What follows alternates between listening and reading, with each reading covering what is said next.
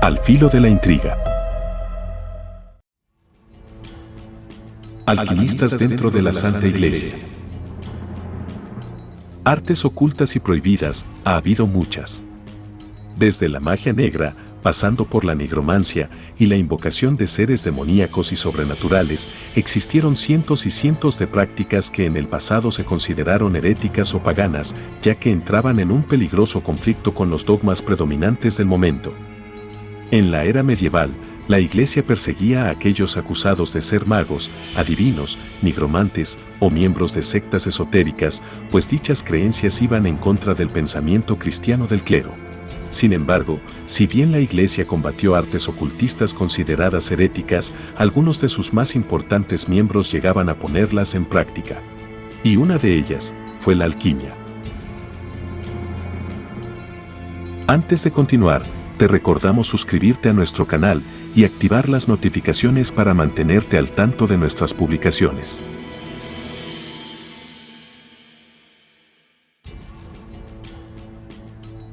Los alquimistas buscaban desesperadamente obtener un tipo de conocimiento que era tanto científico como esotérico a la vez. Unos buscaban convertir minerales mundanos en oro, y otros, el elixir de la vida eterna. Y los de mayor sabiduría y prestigio se empeñaron en hallar la piedra filosofal que podía hacer todo lo anteriormente mencionado. Sin saberlo, los alquimistas de la antigüedad sentaron las bases de la química y la metalurgia moderna, pero pocos saben que los alquimistas fueron tan perseguidos que sus más misteriosos secretos casi desaparecieron por completo. Pero para entender el por qué los alquimistas fueron enemigos públicos de la Iglesia, es necesario entender que las prácticas alquimistas no surgieron en la época medieval. El arte de la alquimia proviene desde el antiguo Egipto y la antigua Grecia, y su principal punto de desarrollo inicial fue entre el año 300 a.C. y el siglo III de nuestra era.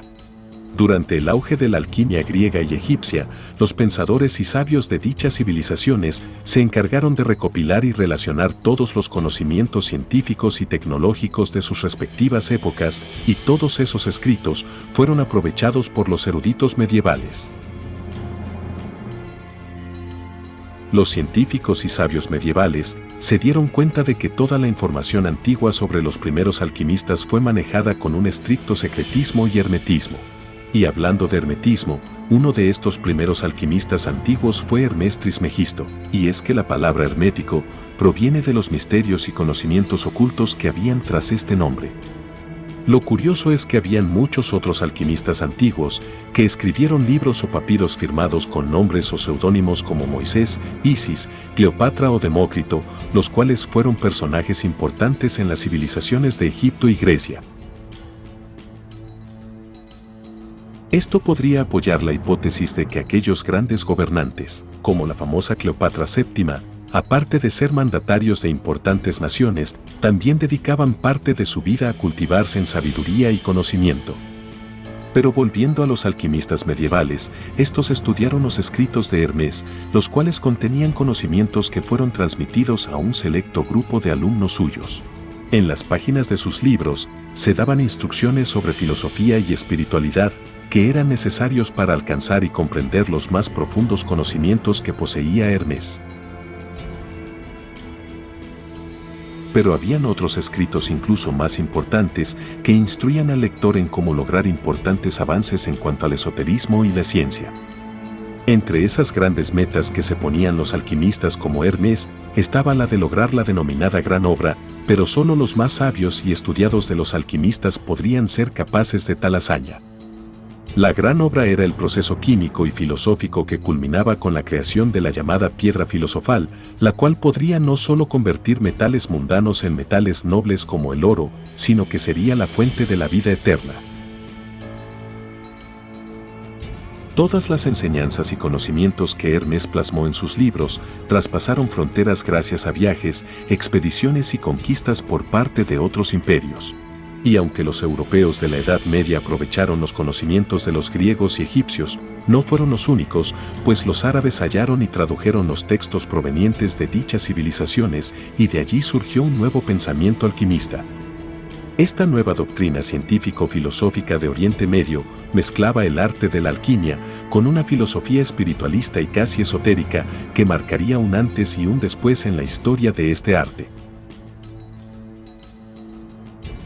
Los estudios de los griegos, egipcios y árabes desembocaron en el descubrimiento de nuevas formas de alterar o manipular la naturaleza de los minerales. Se descubrió que muchos objetos sólidos podían disolverse o fundirse y que la materia sólida podría pasar al estado gaseoso, y se descubrieron sustancias que podían aprovecharse para alterar aún más la naturaleza de ciertos metales. Un famoso alquimista conocido bajo el nombre de Geber clasificó las sustancias en 3 categorías: los espíritus, que eran sustancias volátiles; los metálicos como el oro; y los cuerpos no volátiles que podían pulverizarse. Las personas normales no iniciadas en la alquimia se confundirían con el hecho de que Geber llamara espíritus a las sustancias volátiles. Y es que tal era el secretismo y hermetismo de los alquimistas respecto a sus estudios, que usaban una simbología especial y casi secreta con la que podían hacer referencia a ciertos procesos, sustancias o descubrimientos. Por ejemplo, el oro era representado en los libros con el símbolo del sol y la plata con la imagen de la luna. Posteriormente, otros alquimistas experimentarían o añadirían nuevas simbologías al mismo tiempo que descubrían nuevas sustancias.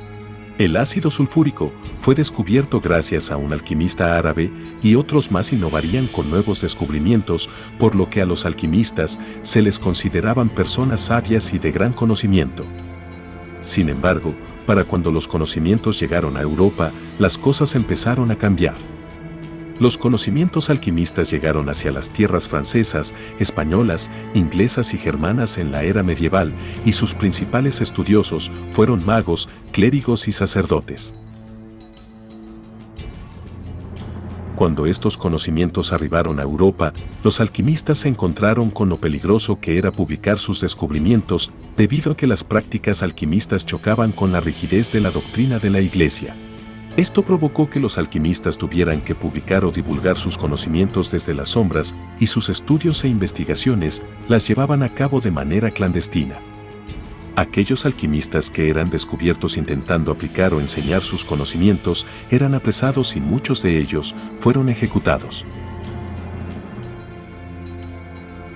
Lo cierto es que la Iglesia persiguió a los alquimistas, pues por lo general, estos eran personajes ligados al mundo del ocultismo, al paganismo y al esoterismo, por lo que el practicar alquimia era una etiqueta con las que se señalaba a aquellos que clandestinamente practicaban magia. Por ello, la mayoría de condenados por la Iglesia eran principalmente brujos y brujas, aunque el que fueran alquimistas no era razón suficiente para condenarlos, ya que la alquimia no era un gran pecado. Para ser ejecutados, debían estar practicando cosas verdaderamente heréticas, como el satanismo. Sin embargo, no solo eran objetivos de las autoridades por practicar algo antidogmático, sino que la Iglesia acusaba a los alquimistas de ser estafadores y, por lo tanto, criminales. La meta más grande para los alquimistas era crear la piedra filosofal y convertir metales normales en oro. Y teniendo cientos y cientos de alquimistas intentando transformar minerales en oro, surgieron muchos que creyeron haberlo conseguido, o que bien intentaban vender oro falso al engañar a las personas comunes, por lo que muchos de estos alquimistas a la final terminaban siendo charlatanes y criminales que la Iglesia persiguió. Si bien esta era una excusa casi perfecta y justificada para perseguir a los alquimistas, lo cierto es que la alquimia no era el principal objetivo de la Iglesia. Había una especie de extraño silencio respecto a la alquimia, y el que los practicantes de esta arte no divulgaran sus trabajos por temor ayudó a que no hubiesen muchos escándalos relacionados. Y es que si bien la alquimia, para los más conservadores de la Iglesia, podía considerarse como una ciencia herética, muchos clérigos la practicaban y la Iglesia tenía conocimiento de esto. Había una especie de ambigüedad por parte de la curia al respecto. Ciertamente estos sacerdotes no podían alardear de sus investigaciones, y todo su actuar debían hacerlo por el bien de la Iglesia y de la doctrina cristiana. Pero a diferencia de otros alquimistas, los sacerdotes no estaban vinculados con esoterismo o con creencias paganas, por lo que si bien la alquimia no era del todo bien vista en la iglesia, por lo general no habían persecuciones internas. Es por ello que muchas figuras de la iglesia medieval, como Santo Tomás de Aquino, fueron señalados de ser investigadores alquimistas, los cuales dejaban a un lado todo pensamiento esotérico y se centraban en la lógica y en lo racional. Sin embargo, cuando un sacerdote o clérigo empezaba a estudiar la alquimia con un sentido ligado al ocultismo, podían iniciarse las represalias y las acusaciones, pero mayormente este no fue el caso. Con la llegada del dominio de la racionalidad, fue en este punto en que la alquimia empezó a desvincularse del esoterismo y de la simbología ocultista o misteriosa que se había originado desde los inicios antiguos, pero que se habían acentuado con los aportes de los árabes. Los sacerdotes solo se apoyaban en las ciencias naturales para sus experimentos alquimistas y sus avances y descubrimientos solo tenían base en la razón. Sin embargo, el creer que los metales podrían convertirse en oro, hasta cierto punto iba en contra del conocimiento científico, por lo que cuando la era de la Ilustración comenzó, la alquimia pasó a ser una especie de ciencia ocultista que no tenía cabida en un nuevo tipo de sociedad, que sentaba sus bases en las ciencias puras, en la razón, en la filosofía y en el abandono de casi todo tipo de esoterismo académico. Aún así, muchos fueron los personajes importantes que en el futuro serían señalados de haber practicado la alquimia de puertas para adentro, como por ejemplo Isaac Newton o René Descartes, que a pesar de ser dos personajes históricos muy ligados a la filosofía racional y a las ciencias exactas, se dice que estaban íntimamente interesados en la alquimia. Los aportes de Newton a la física y al resto de la ciencia contribuyeron a que la alquimia fuera vista como un arte obsoleto y esotérico que tenía poco o ningún fundamento científico respetable. Pero a pesar de todo, los alquimistas terminaron siendo personajes importantes que marcaron un antes y un después en la ciencia. Prácticamente fueron los primeros químicos y metalúrgicos de la historia, y muchos de sus conocimientos desencadenaron en avances que permitirían hacer evolucionar a la sociedad humana. Pero muchos son los que sostienen que toda materia tiene un origen en común y que en base a ello, todo puede convertirse en cualquier cosa, y que por lo tanto, es posible convertir una simple piedra en oro puro y brillante.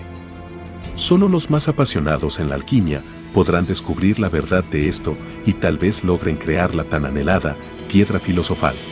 Si el video te gustó, por favor suscríbete al Filo de la Intriga, dale like al video y compártelo con tu familia y amigos, ya que nos ayudas mucho a seguir desentrañando los misterios de la historia. Invitamos a ver nuestros otros videos del canal para conocer más de historia, mitología, leyendas y mucho más. Muchas gracias por apoyarnos. Esto es Al Filo de la Intriga,